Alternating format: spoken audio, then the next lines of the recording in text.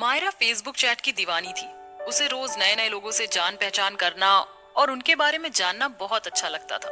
देश दुनिया भर के लोगों से पलक झपकते ही कांटेक्ट हो जाता और फिर आपसी रुचियों विचारों का परस्पर आदान प्रदान। सब कुछ कितना मोहक, कितना अद्भुत। मायरा का शुरुआती शौक यह धीरे धीरे नशा बनता जा रहा था। अगर किसी दिन वह किसी से चैट नहीं कर पाती तो उसका मन गहरे विषाद से भर जाता। काफी दिनों तक तो मायरा का जुनून परवान चढ़ा, लेकिन अब धीरे धीरे उसके फेसबुक फ्रेंड हमेशा चैट करने से हटने लगे। कभी किसी को कोई काम निकल जाता तो कभी कोई उसके सब्जेक्ट में रुचि नहीं लेता। मायरा ऐसी हालत में रोज नए फ्रेंड फेसबुक पर खोज खोज कर बनाने लगी। नितांत अकेले क्षणों में तफरी के लिए कुछ के साथ प्यार व्यार की बातें भी वो बस दिल बहलाने के लिए करने लगी थी। दूसरी तरफ से रिप्लाई भी जल्दी मिलने लगा था। प्यार की बात छेड़ते ही लोग चाहे कितने भी बिजी क्यों ना हो, कुछ देर चैट जरूर कर लेते थे। मायरा बीए की स्टूडेंट थी।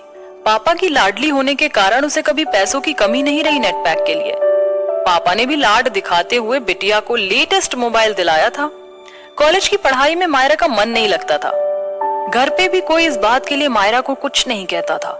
सबके मन में बस यही बात थी कि किसी तरह ग्रेजुएशन कर ले मायरा, फिर तगड़ा दहेज देकर किसी पैसे वाले लड़के से उसकी शादी कर देंगे। समय बीतता गया और मायरा के चैट का नशा भी बदस्तूर बढ़ता गया। अब वह एक साथ एक ही समय में कई लड़कों से प्यार की बातें करने लगी। उसकी बात पर सबके रिस्पॉन्स अलग अलग होते। मायरा को इसमें बहुत मजा आता। कुछ के साथ तो वह घर में अकेले होने पर वीडियो चैट भी कर लेती थी। खूबसूरत मायरा से एक बार वीडियो चैट कर चुका लड़का उसका दीवाना हो जाता। प्रेम प्यार आदि की रंगीन वैरायटी अब मायरा के लिए बिल्कुल शराब के नशे की तरह हो गई थी। समय की रफ्तार में एक दिन वो भी आया जब मायरा की शादी तय हो गई। मायरा को अपनी शादी से ना तो नाराजगी थी, ना ही कोई खुशी। शादी वाले दिन भी उसने अपने कुछ बेस्ट फ्रेंड से प्रेम की बातें की। उसकी शादी बस एक रूटीन थी जो उसे पूरी करनी थी। ससुराल जाने के 3-4 दिन तक मायरा अपने किसी भी फ्रेंड के चैट का रिप्लाई नहीं कर पाई। उसका मन डूबा डूबा सा लगता था। नई शादी और पति के साथ उसे कुछ खास खुशी नहीं महसूस होती थी। काफी सोच विचार के बाद उसने एक तरीका निकाला। वह कपड़ों के साथ फोन छुपाकर बाथरूम में ले जाने लगी और उसके स्नान करने के घंटे अधिक होने लगे। बाथरूम में एक और शगल जुड़ गया उसके चैट में। वह अपने मित्र को अपनी बाथरूम की पोजीशन के बारे में लिखकर भेजने लगी। कुछ दीवानों ने तो उसके शब्दों की खुमार में डूबकर वीडियो कॉल भी करना शुरू किया। कॉल की रिंगटोन को मायरा नल की तेज आवाज में दबा देती और कभी कॉल रिसीव नहीं करती। एक दिन वो भी आया जब मायरा को ससुराल से पति के साथ अकेले उस शहर में जाना था जहां उसके पति की जॉब थी। मायरा यह सोचकर खुश हो गई कि उसे अब चैट करने के लिए बाथरूम का सहारा नहीं लेना पड़ेगा। पति के ऑफिस जाने के बाद वो अकेली हो जाएगी घर में और बिना रोक टोक के चैट करेगी। ऐसा हुआ भी। घर परिवार से बहुत दूर शिलोंग में रवि की पोस्टिंग थी। मायरा को शिलोंग की खूबसूरती दिखाते हुए रवि ने कहा था, मायरा मुझे खुद की किस्मत से ही जलन हो रही है। अब एक शानदार नौकरी के साथ इतनी खूबसूरत पत्नी और इतना रोमांटिक शहर बहुत नसीब वालों को ही मिलता है। रवि की बातें सुनते हुए मायरा रवि से लिपट गई थी। आज दोनों की शादी की सालगिरह थी। रवि ने ऑफिस से जल्दी आने का वादा किया और साथ में एक शानदार गिफ्ट लाने का भी। शाम को मायरा ने खुद को जितना सजा सकती थी सजाया। कॉल बेल बजते ही दौड़कर उसने दरवाजा खोला, लेकिन रवि के साथ आए व्यक्ति को देख उसका चेहरा बुझ गया। मायरा के उतारे हुए चेहरे को देख रवि ने कहा, घबराओ नहीं मायरा, मैं सब कुछ जानता हूँ कि तुम एक नशे की शिकार हो और वो है फेसबुक चैट का। जब हमारी शादी हुई थी तभी एक दिन शायद किसी के साथ चैट करने की बेताबी में तुम बाथरूम का दरवाजा अंदर से बंद करना भूल गई थी और मैंने तुम्हें उस दिन पूरे समय चैट करते हुए देखा। तभी मैंने अपने दोस्त राजन से बात की।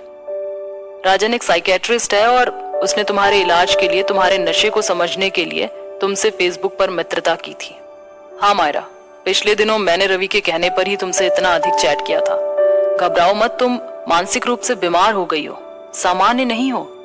आओ कुछ देर हम बातें करते हैं, फिर कल तुम सुबह मेरे क्लिनिक में आ जाना, तुम्हारा ट्रीटमेंट शुरू करेंगे, राजन ने मुस्कुराते हुए कहा। नहीं नहीं, मैं बीमार नहीं हूँ। क्या आप लोग मुझे पागल समझते हैं? बिल्कुल नहीं मायरा, रवि ने मायरा को हाथ हल्के से दबाते हुए कहा।